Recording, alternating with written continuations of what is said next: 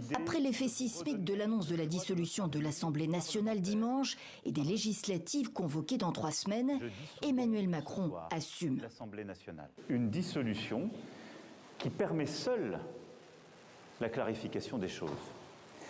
Parce que nous sommes à un moment où notre pays doit relever nombre de défis et ne saurait être bloqué par les extrêmes, et parce que c'est un acte de confiance dans notre peuple, dans la démocratie, dans l'esprit républicain, dans notre bon sens national. Moi, je ne veux justement pas donner les clés du pouvoir à l'extrême droite en 2027.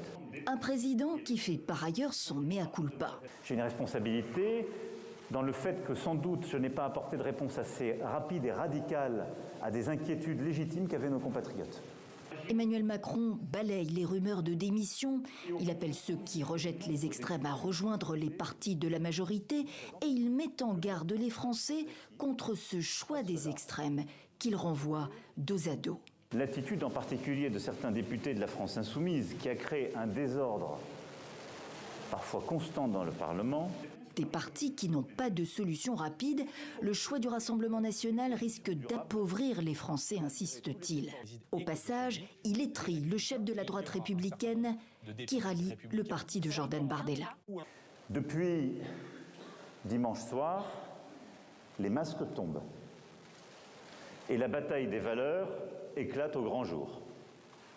C'est aussi, je dirais, une épreuve de vérité entre ceux qui choisissent de faire prospérer leur boutique et ceux qui veulent faire prospérer la France.